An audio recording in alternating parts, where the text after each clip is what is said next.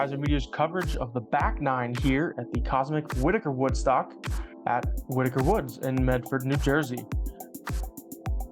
Our tournament coverage is presented by Cosmic Disc Golf, D-Town Disc Golf, and Reaper Disc Supply. I'm Dave Oster here with the course designer and property owner, as well as our current leader, Brandon Whitaker, who's going to get us started here on hole 10. All right, hole 10 is a little bit downhill, 296 foot. It's straight shot. There's a little tunnel that you want to hit that funnels you into the basket. Oh,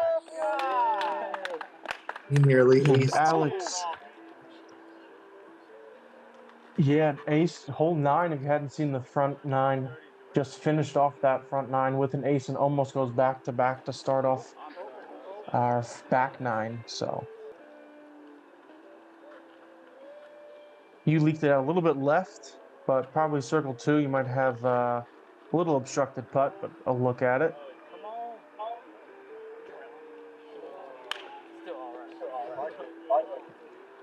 Jason Tiligadas almost hitting the gap. This seems like one of the more difficult holes that we've seen so far. Wide out in the open, but a fairly tight gap that you have to hit, what, 250 feet down the fairway?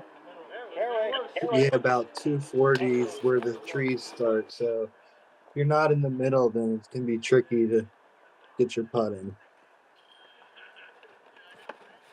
Yeah, we saw, I think, 3 or 4 star frames on the front 9. It looks like, if hole 10 is any indication, it will have a little bit more of a difficult time getting star frames here on the back 9, which will certainly make for some interesting golf. And you almost ringing up the long birdie through a tight gap. Online, just a little bit low. I tried. Yeah, got to give it a bid. Jay also just a little bit low. Patrick with a great drive, just a little bit long. Excuse me, that was his par. That was his upshot, I forgot. He was in the gap, didn't quite make the putt. And Alex is now 11 down through 10 holes. So look out, Brandon. He's now only 2 strokes behind you. Tough to beat somebody who's got more score under par than the number of holes we've gone through so far. Yeah, he was on fire. Tell us about hole 11. All right, hole 11 is slightly uphill, 220 foot shot. You can't throw it too high because the ceiling is only about 20 feet. So you gotta have to throw a line drive and try to either skip it up there or just throw a controlled shot that's not gonna go more than 250 feet. Yeah, it looks like Alex leaked it a little bit left. He'll probably have another circle 2 look, so if he can save his birdie streak as he continues that. If you had more of a straight shot, ended up closer right side, you'll have a better look at it than Alex.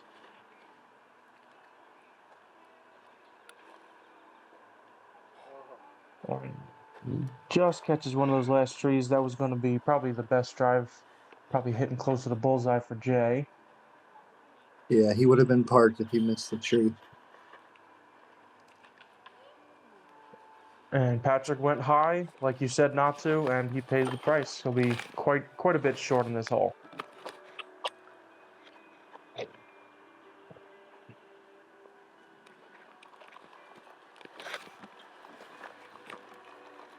Good second shot, though. Should be able to save his par for the second hole in a row. Alex has to lean out. Just a little low. And the streak ends. Yeah, that was his first mistake. And he only missed it by about 1 inch, hit the top bar on the cage. But you take advantage getting the birdie there to extend your lead to 3.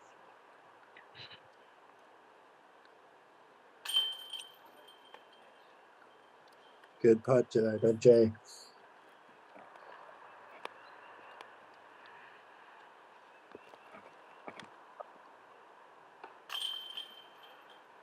Patrick able to save his par. Alex will come tap in the first par of his round, the first over birdie score he's had on the scorecard yet. As we'll move over to hole 12. Hole 12 is going back down the hill, 333 feet. This is one of the longer holes on the course. Just gotta miss that middle tree.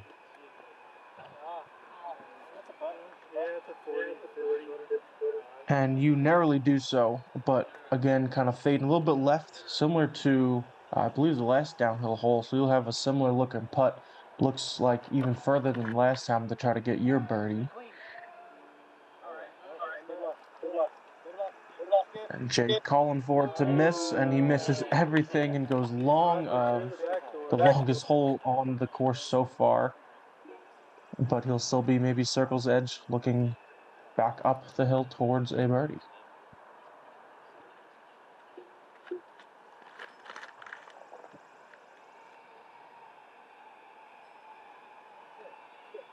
And similar area to you, couple steps inside. Alex will have looking like the same line as you once we get down to the green.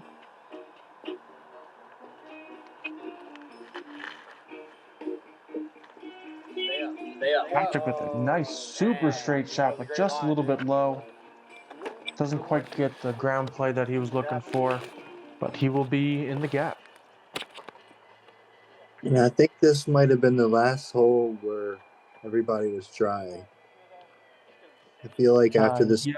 started to storm.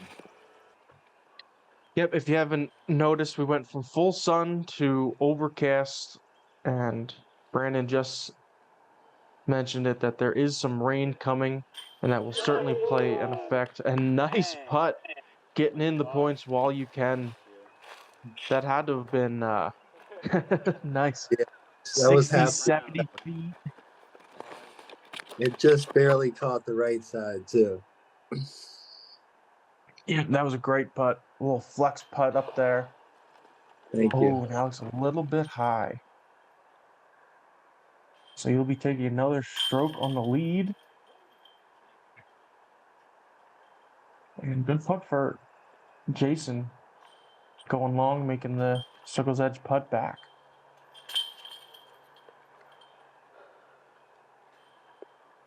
So I believe hole 13 is where it started to rain, which we'll be heading over to right after Alex taps out his par. Tell us about hole 13. All right, hole 13 is a tricky hole. It's really tight. There's a middle gap, there's a left side forehand gap, and then there's a right side hyzer gap. But either way you go, you gotta dodge a decent amount of trees. So you just want to throw it like that. Oh, no, I hit a tree, so maybe not quite like that. Yeah, just a little bit inside, a little bit too turned over. It looks like definitely one of the tighter gaps, more almost like a tunnel shot halfway through, where there's trees kind of lining the entire fairway after you get to that one part. And Jay hitting the outside of the gap, so proving that it is definitely more difficult with the first two of you not able to hit it. And three. Oh, and Alex hitting 2 or 3 trees and then almost hitting the basket. Yeah, The course really just seems like it's trying to give it to him today. There's one. That was a great shot, too.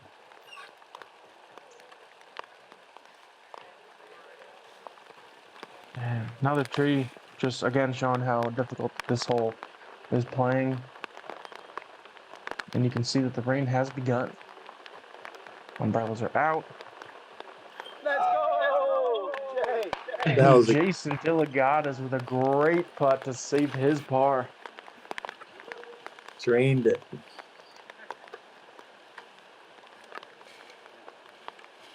And in there, no chains.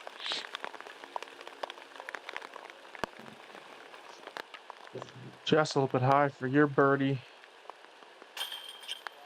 but able to save the par comebacker. I remember the day of, Jason was saying that he just didn't want to take a bogey, so he pretty much willed that putt in. You did a good job. And great shots for Alex and Patrick to get the 2 birdies on this hole. What do we have on hole 14? All right, so hole 14 starts down by the creek, and you're throwing up a hill through a good bit of trees. And if you go too far past the basket, then you could go into the creek.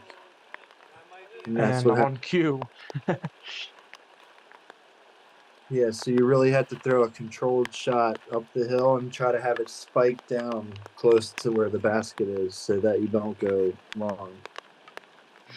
yeah, and the first out of bounds stroke that we've seen, I'm gonna have a tough comebacker on the edge of that creek bed to save his par coming back.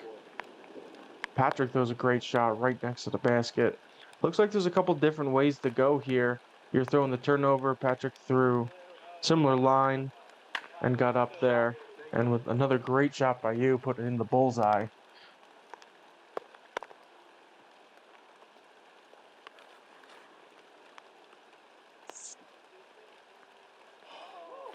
Jay going a little bit straighter, catches that last little tree, but still able to stay within the circle. So now here's Alex to save his par. As they're going into the creek, and again, just a bit low.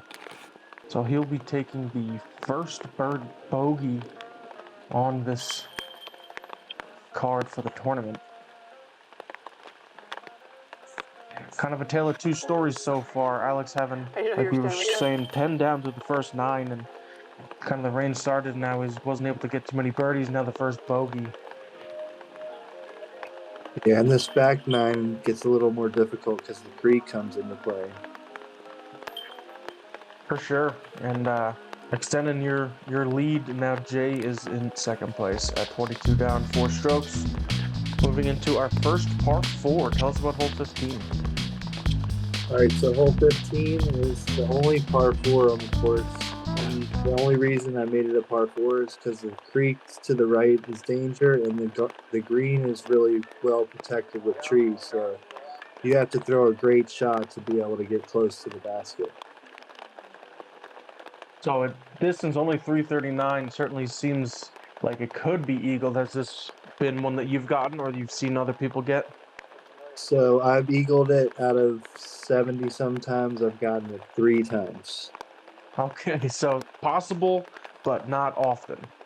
Yeah, and only one of those times I was parked. The other were long putts.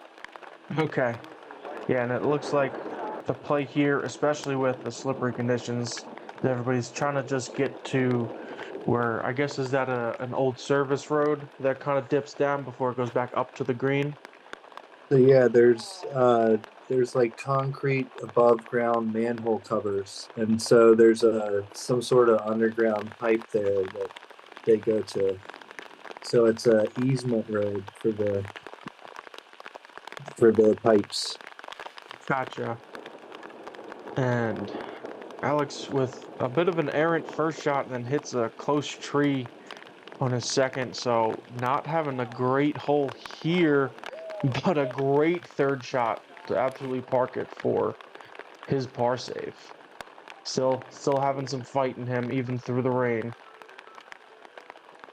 Yeah, and it really started to pick up here. You can hear it. Yeah, absolutely hitting the cameras. Gonna definitely feel like you were there with the audio coming in like that.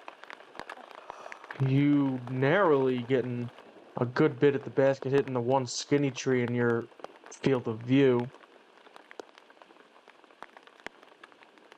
Jay has a look at it. Bit too high hitting those trees. Oh no, and a bad roll away. Keeping him out of the circle.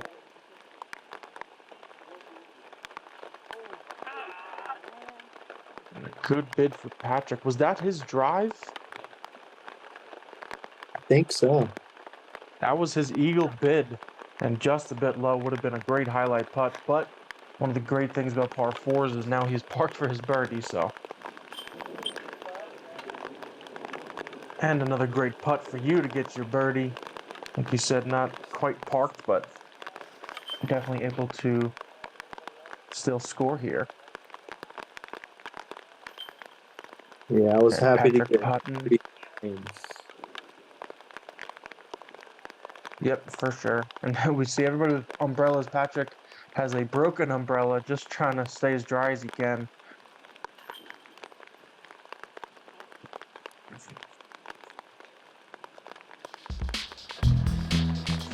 bit more of a challenging hole as we go over to hole 16. What are we looking at? Plays up this easement road that we were talking about, and I put the basket on top of the manhole just to make it a little more difficult putt. You can't go, if you go far right, it's a swamp, so you could be OB if you land in the water over there. I think next time I'm gonna have to draw a defining line so that people can tell when they're OB or not. Still a good shot. Sure. And I think we mentioned in the front nine, this is the first sanctioned tournament happening at this course. So did you get other feedback to that? How did players enjoy playing the course at this tournament? Everybody that I talked to said that they had a great time. Roll up And there. I think until the rain came, I think the rain kind of dampened some of the people's rounds, but I had a great time. Everybody else said they did that I talked to. So it's For a sure. fun And course. today was your birthday, is that correct? So my birthday was the day before the tournament. The day just before the tournament. All right. So I, pretty good fun day to have all these people over your house. A great tournament. Rain, like you said, kind of dampened it, but I'm sure people had fun first round and getting to play a sanctioned tournament here at this course.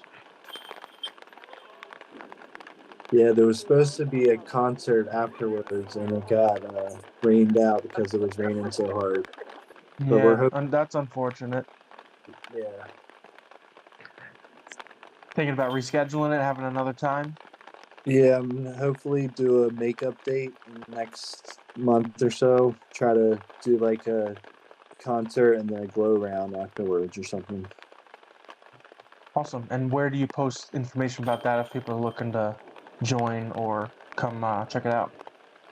So it'll be either on South Jersey Disc Golf page or my personal page or Whitaker Woods on Instagram. Okay, cool. So links for those will definitely be in the description. And those first two are Facebook, is that correct? Yes. Okay.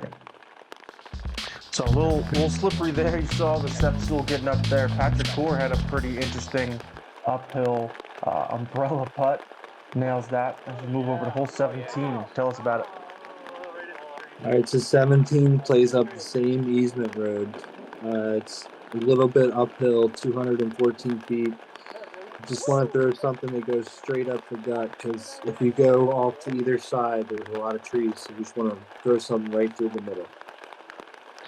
Yeah, it definitely looks like the thickest rough that we've seen so far on the right side. Definitely don't want to go over there. Now come back. Yeah, a little uphill right at the end. Looks like you want to have the right angle coming in to make sure you don't skip further away from the basket than you would have otherwise. Alex doing a nice shot. I think you landed just behind that tree, so you have a little bit of a obstructed putt. Patrick near you. So we'll have a couple circle's edge putts. Just a bit, right? So how do you handle putting in the rain? I just try to keep my hand as dry as I can before I go to grab my disc, and I try to not waste too much time. Just look at my target and then just try to hit the target. Ooh, and you did hit it there, just a little bit high left side. Yeah, I've heard different methods about putting in the rain. Some people prefer to just let their putter be wet because it kind of gives a bit of a tacky feel.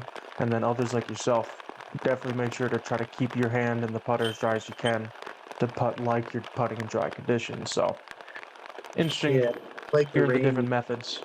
knocks you down a little bit too, so you have to aim just a little bit higher. Yeah, we can see definitely these last few holes, the rain was certainly coming down. These players just trying to finish the round out. This is the 36th hole of the tournament. Last hole, hole 18, heading back up towards the main part of the property. What do we have? So hole 18 is uphill, 176 feet. Just gotta throw it pretty hard, straight up the middle. You don't want to land over in that right stuff. It's pretty thorny and thick brush, so you gotta make sure you just stay in the middle. Excellent. So this is a private course, obviously being on your home property. If players are seeing this course for the first time or heard about it and want to play, how would they go about doing that? So anybody can come play. If you live close by, you can join as a member for $100 donation for the year. You can play unlimited throughout the year. And if you don't want to be a member and just want to play casually, you can pay $5 for the day and play as long as you want for $5 per person. And they can come anytime during the day or certain times they have to contact you. How does that work? They can come anytime they like. They don't have to contact me. If it's a big group, then if they want to contact me, they can. All my info is on UDisc. And uh, the parking is right. There's a bunch of cones in the driveway. Just pull up in front of one of the cones, and all the info is on UDisc, the map, and everything. Excellent. So if they want to come play, they could do that. You have the glow doubles you said Friday it is that correct? Yeah, every Friday night if I'm in town and it's not raining. And I usually post all that info on UDisc so that All people right, can so see it. definitely, for sure, definitely want to check that out. But for now, I want to congratulate you making the last hole birdie, almost getting to 30 down through 2 rounds. Great performance. Course record first round. Alex was definitely giving you a run for money on the front 9, but kind of faltered once the rain started. Day after your birthday, first tournament at your home course. Congratulations on the win. How does it feel to accomplish all of that in a short amount of time? Thank you. It was like a dream come true. It all came together. I just played really well that day, and I was happy with how it turned out. And I Absolutely. appreciate So, film, especially when the rain hit. oh yeah, absolutely. 2,000 rated rounds to win the tournament. Pretty good scoring. Thanks to our supporting sponsors, Norse Gods, for supporting all of our coverage, as well as the Patreon family. So thank you for watching, everybody, and thanks to Brandon for joining me on this coverage. Thanks for having me. Be sure to check out our coverage coming out for more future tournaments, and to see that, hit that subscribe button. Until then, we'll see you in the next hole.